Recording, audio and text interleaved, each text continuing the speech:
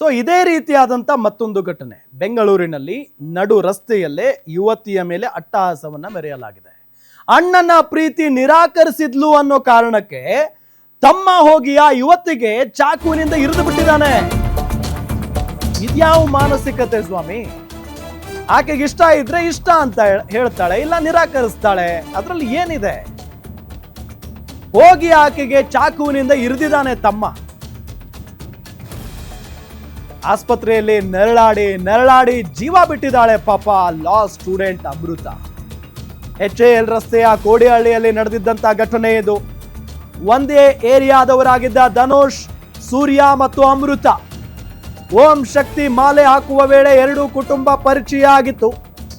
ಅದೇ ಪರಿಚಯದಿಂದ ಆತ್ಮೀಯವಾಗಿ ಧನುಷ್ ಅಮೃತ ನಡುವೆ ಲವ್. ಆದ್ರೆ ಅದಾಗಲೇ ಮದುವೆಯಾಗಿ ವಿಚ್ಛೇದನ ಪಡೆದಿದ್ದ ಆರೋಪಿ ಧನುಷ್ ಮೊದಲ ಪತ್ನಿಯಿಂದ ಒಂದು ಮಗುವನ್ನು ಕೂಡ ಹೊಂದಿದ್ದಂತೆ ಈ ಧನುಷ್.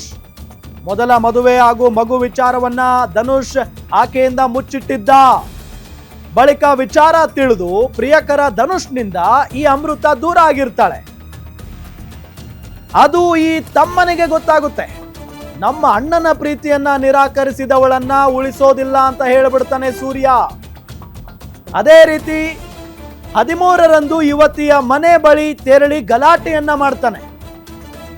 ಆಗ ಅಮೃತ ಬೆನ್ನು ಎದೆಗೆ ಚಾಕುವಿನಿಂದ ಇರಿದು ಬಿಡ್ತಾನೆ ಈ ಸೂರ್ಯ. ಚಾಕು ಇರಿತಾ ಇದ್ದಂತೆ ಸ್ಥಳೀಯರು ಆರೋಪಿಗೆ ಥಳಿಸ್ತಾರೆ. ಬಳಿಕ ಅಮೃತಾಳನ್ನ ಆಸ್ಪತ್ರೆಗೆ ದಾಖಲಿಸಿದ್ರು. ಚಿಕಿತ್ಸೆ ಫಲಕಾರಿಯಾಗದೆ ಆಕೆ ಸಾವನ್ನಪ್ಪಿದ್ದಾಳೆ. ಒಂದೇ ಏರಿಯಾದವರು ಇವರು. ಓಂ ಶಕ್ತಿ ಮಾಲೆ ಹಾಕುವ ಸಂದರ್ಭದಲ್ಲಿ ಎರಡು ಕುಟುಂಬಗಳಿಗೆ ಪರಿಚಯ ಆಗುತ್ತೆ. ಆ ಪರಿಚಯ ಪ್ರೀತಿಯಾಗಿ ಬದಲಾಗುತ್ತೆ. ಧನುಷ್ ಮತ್ತು ಅಮೃತ ಲವ್ ಮಾಡೋದಕ್ಕೆ ಶುರು ಮಾಡ್ತಾರೆ. ಆದ್ರೆ ಈ ಧನುಷ್ಯನಿಗೆ ಮೊದಲೇ ಮದುವೆ ಆಗಿತ್ತಂತೆ. ಮೊದಲ ಹೆಂಡತಿಯಿಂದ ಒಂದು ಮಗುವನ್ನು ಕೂಡ ಈತ ಹೊಂದಿರ್ತಾನೆ. ಆ ಎಲ್ಲಾ ವಿಚಾರವನ್ನ, ಮದುವೆ ಆಗಿದ್ದು ಮಗು ಇರೋ ವಿಚಾರವನ್ನ ಅಮೃತಾಳಿಂದ ಈತ ಮುಚ್ಚಿಟ್ಟಿರ್ತಾನೆ. ಮುಚ್ಚಿಟ್ಟು ಆಕೆಯ ಜೊತೆಗೆ ಲವಿಡವಿ. ಸೊ ಈ ವಿಚಾರ ಯಾವಾಗ ಆಕೆಗೆ ಗೊತ್ತಾಯ್ತೋ, ಎಸ್, ಧನುಷ್ ಮತ್ತು ಅಮೃತಾಳ ಫೋಟೋ ತೋರಿಸ್ತಾ ಇದ್ದೀವಿ. ಮತ್ತೊಬ್ಬ ಕೊಲೆಗಾರ ಸೂರ್ಯನ ಫೋಟೋ ತೋರಿಸ್ತಾ ಇದೀವಿ ನಿಮಗೆ. ಸೊ ಧನುಷ್ ಮದುವೆ ಮತ್ತು ಮಗುವಿನ ವಿಚಾರವನ್ನ ಮುಚ್ಚಿಟ್ಟಿರೋದು ಆಕೆ ಗೊತ್ತಾಗುತ್ತೆ. ನನಗೆ ನೀನು ಬೇಡ, ನಾನು ನಿನ್ನ ಮದುವೆ ಆಗಲ್ಲ ಅಂತ ಹೇಳಿ ಆಕೆ ಹೇಳುತ್ತಾಳೆ.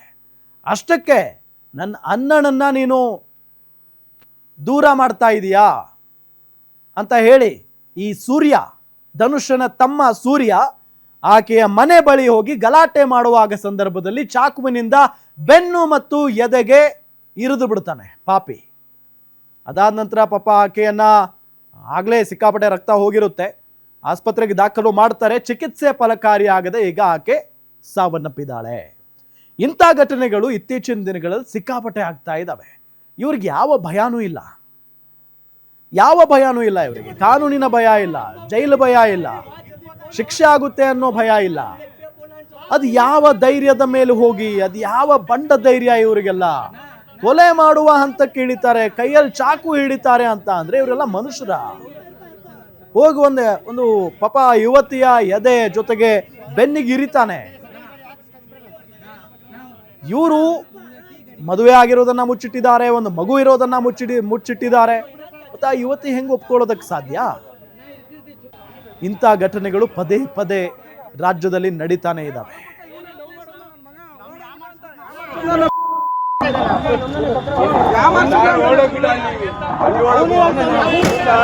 ಓಟೋನೆ